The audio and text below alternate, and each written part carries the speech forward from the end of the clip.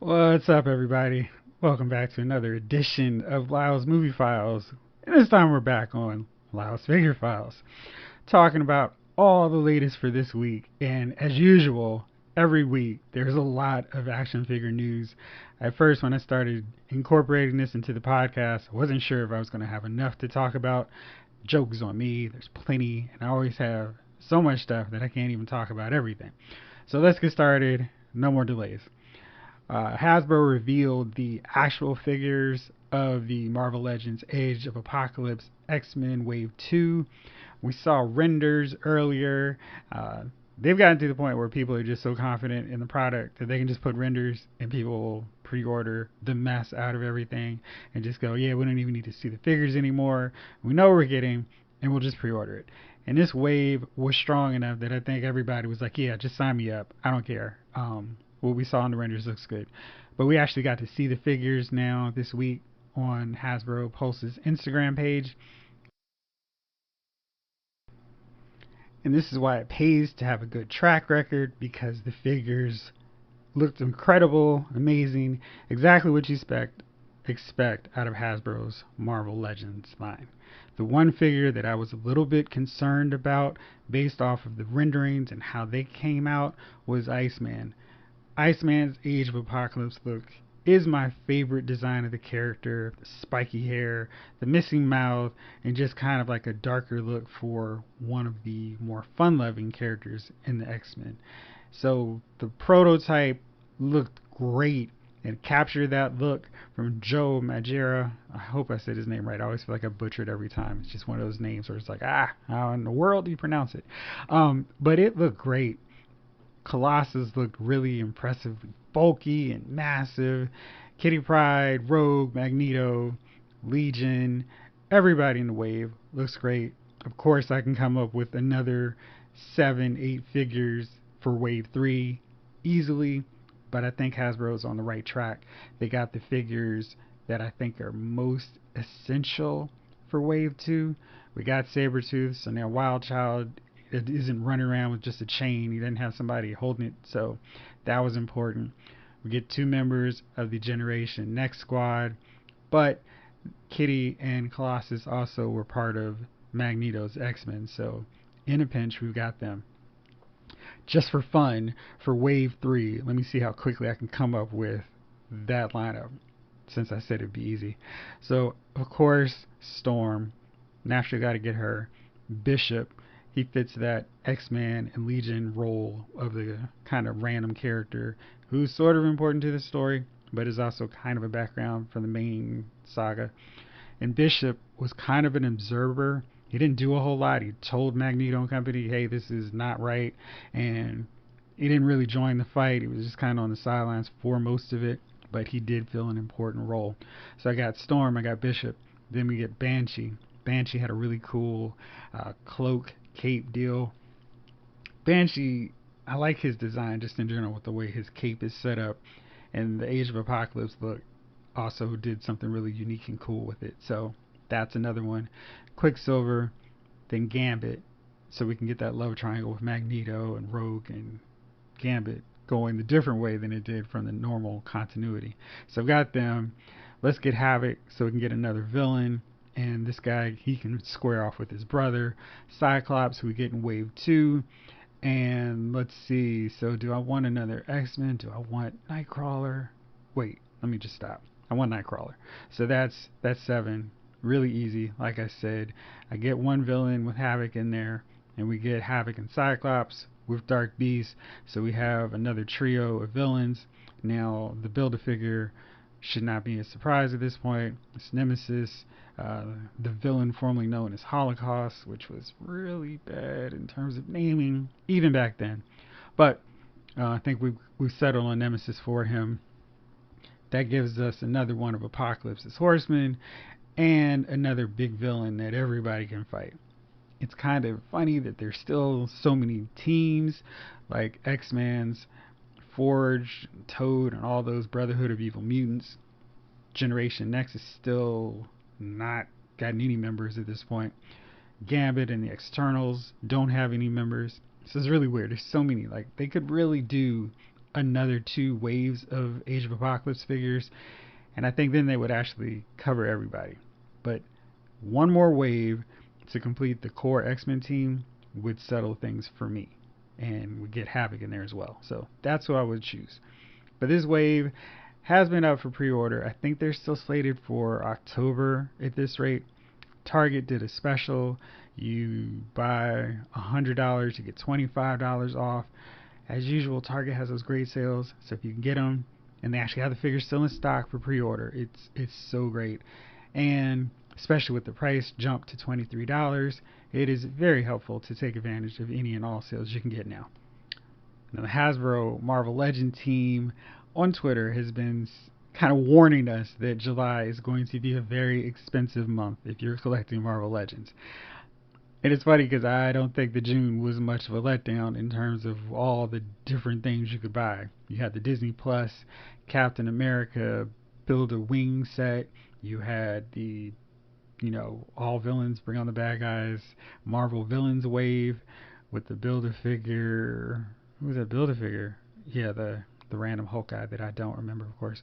You had the Mr. Hyde wave. If you have not completed the Shang-Chi wave. So there's a lot of Marvel Legends floating around. And it's kind of weird because the only one that I'm actually seeing in stores kind of consistently at this point is the Katie from the Shang-Chi Target exclusive wave. I mean, she's the Target exclusive, and she's basically the only one I see. There's a hologram Iron Man, Shang-Chi, Wenwu, and that's about it. Everybody else is a crapshoot in terms of who's actually going to be on the pegs when I go around. But it's not a lot of other Marvel Legends figures. So it's kind of like if you see them, buy them, because if you don't, it may be a while before the stores restock, at least here in my neck of the woods. But July, I am, both myself and my wallet are very leery, concerned, anxious about what Hasbro is about to reveal to us. I think for sure we're going to see the Comic-Con exclusive.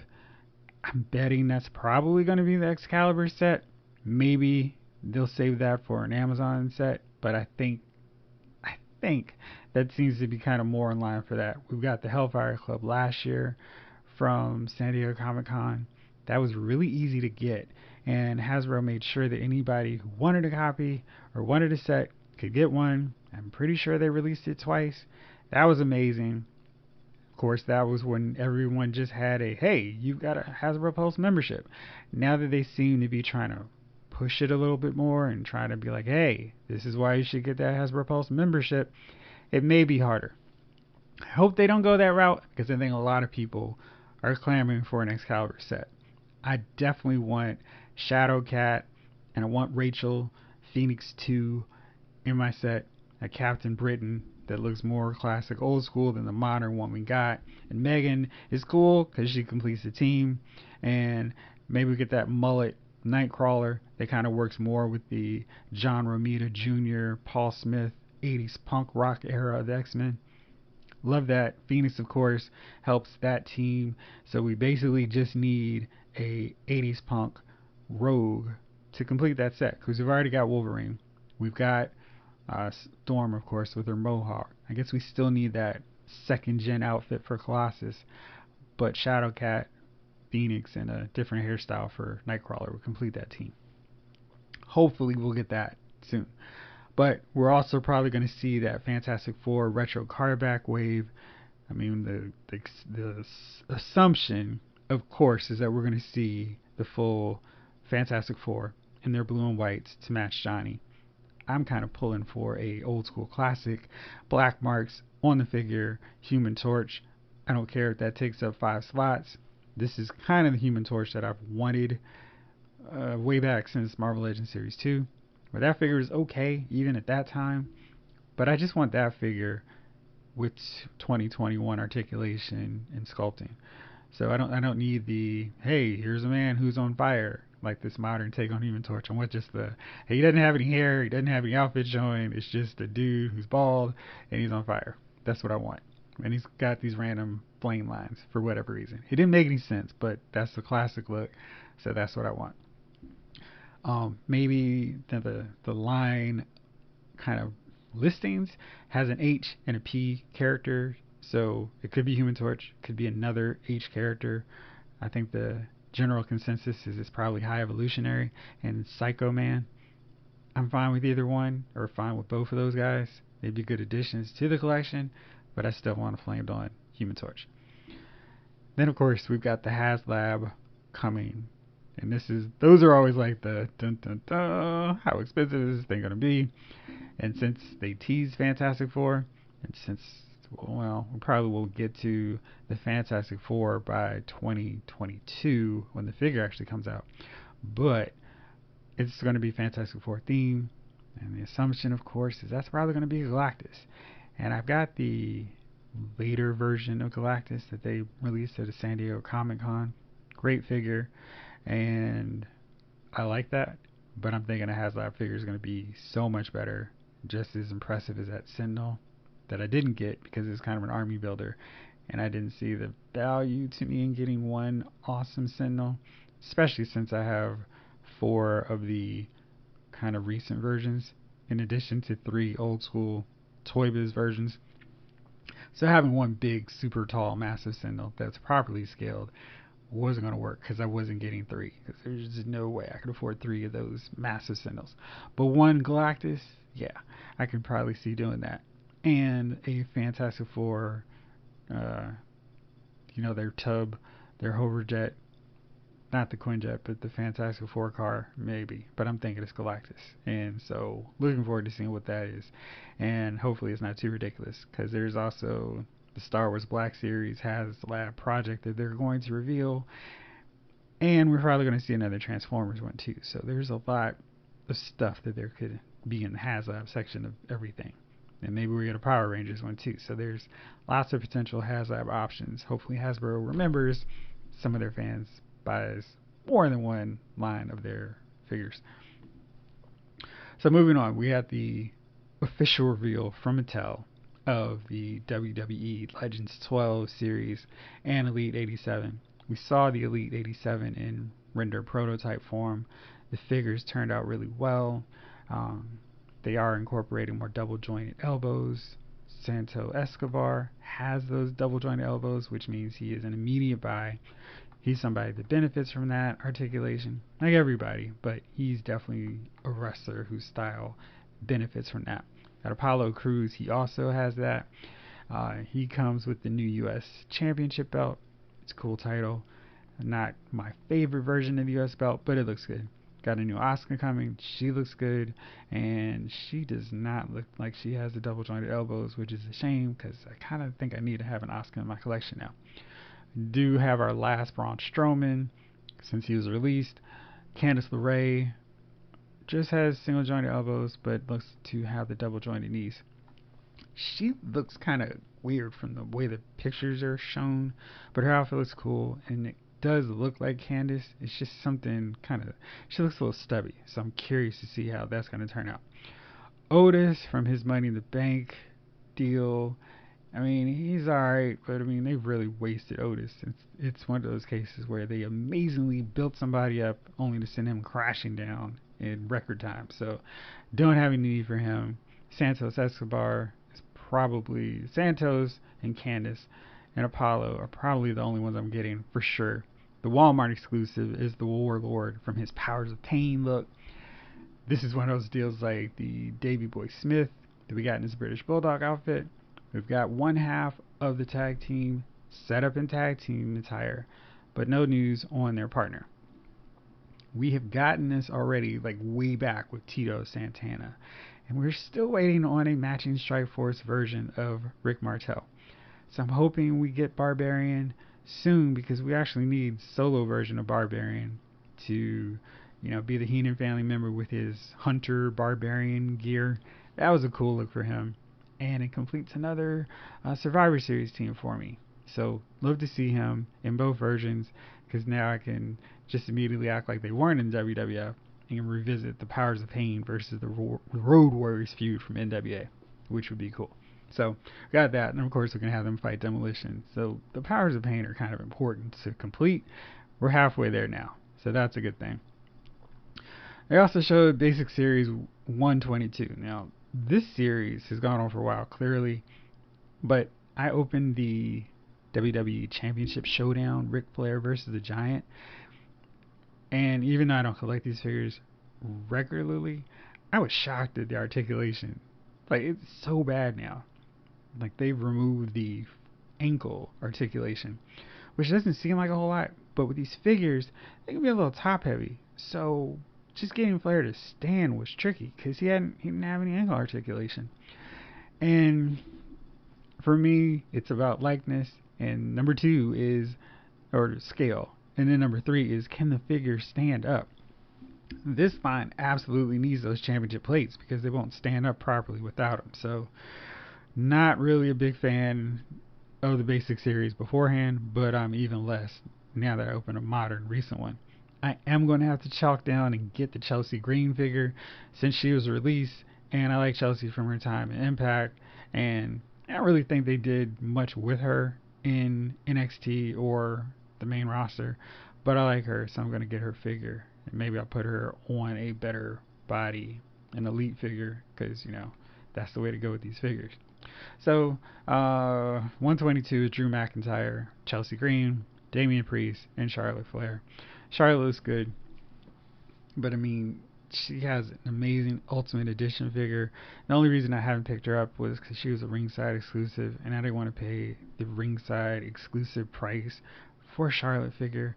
I know WWE, and I know Mattel, and I know they can't resist getting another Charlotte figure out. So I'll just wait till the next Ultimate Edition comes out of Charlotte and one at retail, because that's the one I'll grab. Chelsea has a Chase figure that's in all black, in addition to a lavender and white figure. I like the lavender white outfit because we don't have basically any figure of this color scheme. So this will be a good one. She'll stand out. And yeah, Damian Priest, of course, I'm waiting on the Elite, so enough said on that. McIntyre has a new smiley head sculpt. This figure's head sculpt is amazing, but it's on an Elite, so no need for that. We also got to look at Basic Series 123. This one's Braun, Otis, which is weird because they're also in Elite 87. So we've got those guys. We got the first ever Dexter Lumis and Jake Atlas. Both of those guys look really good. Great head sculpts. I think they did a really exceptional job on Dexter Lumis. And honestly, they could just translate this basic figure into Elite and we'll be just fine. And the final figure for that wave is Bobby Lashley, the Almighty. Not Bobby Ashley, but Bobby Lashley. So that set's fine. I'm waiting for the Elites because the articulation changes on the basics are so bad. And, you know, I guess it's just a matter of keeping the cost low for parents who want the cheaper version for their kids. But gosh, as a kid, I mean, I find some of the articulation limitations on the Elite figures to be restrictive in terms of getting moves and poses off.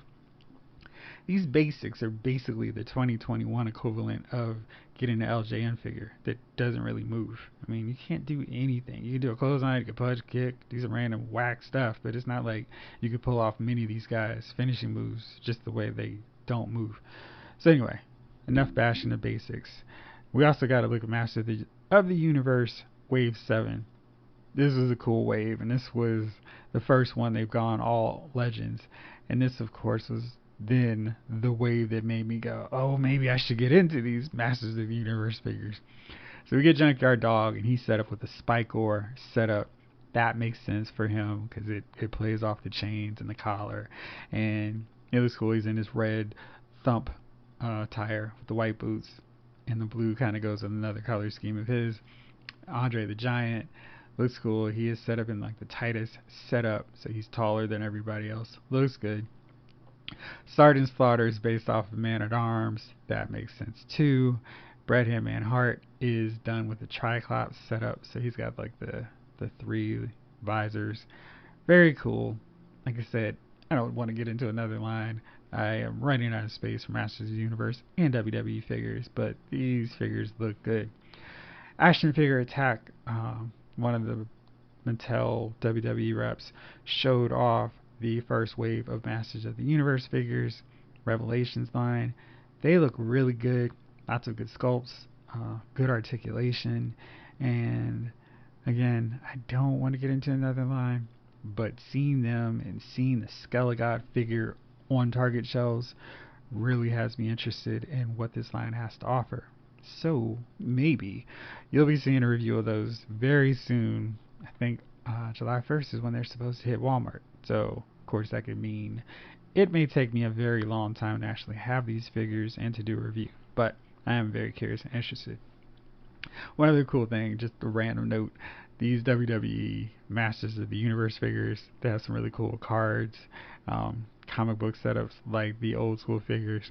Sergeant Slaughter one has uh, Sergeant Slaughter facing off against Ultimate Warrior in a nod to their Royal Rumble match, which I just thought was really cool. So good stuff they're doing.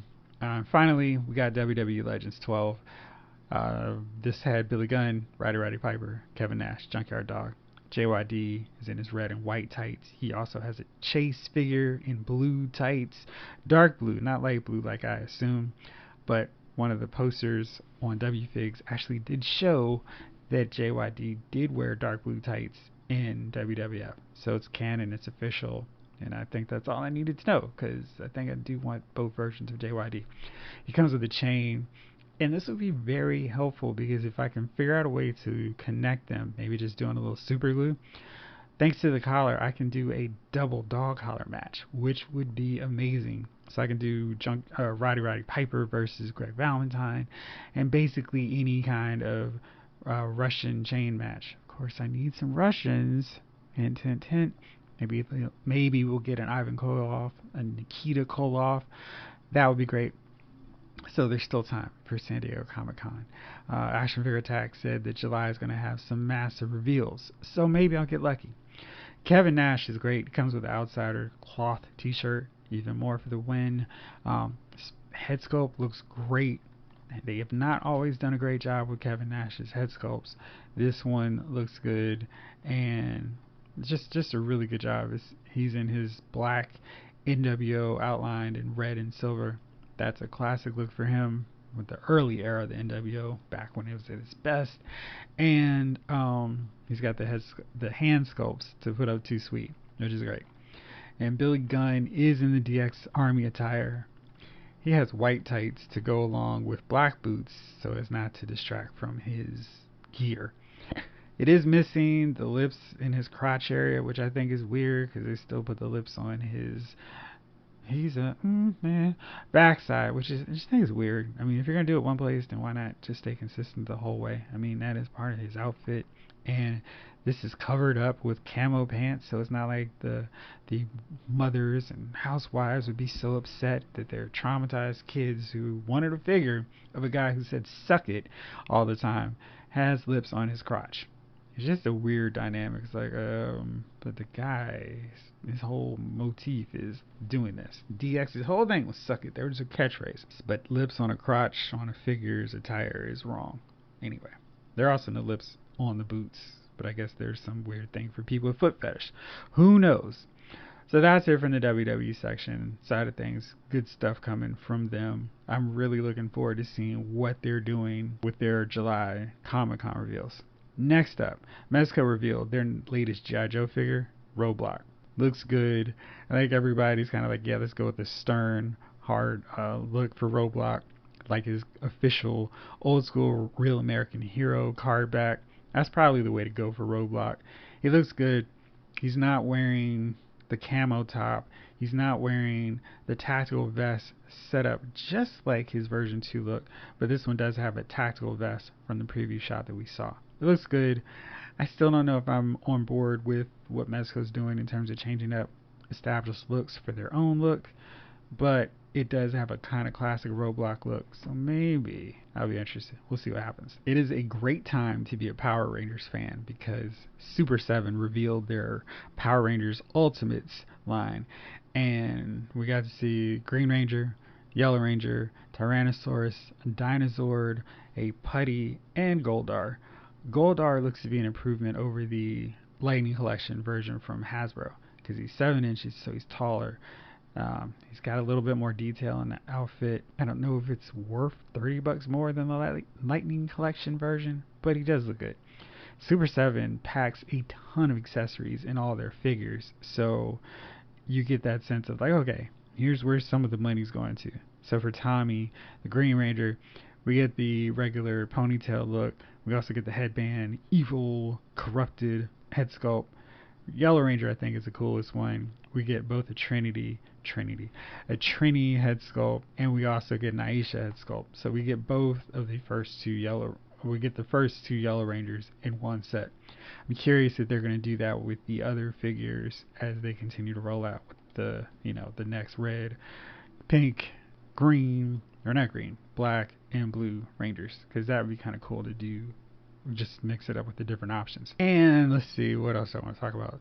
NECA revealed their Gargoyles line. My brother is a major Gargoyles fan, and I think he's going to be really excited. I think this is going to be the first time that he's collecting an action figure line that I am not. So that's that. So that's everything that I want to talk on this week. Like I said, there's always a ton of action figure stuff.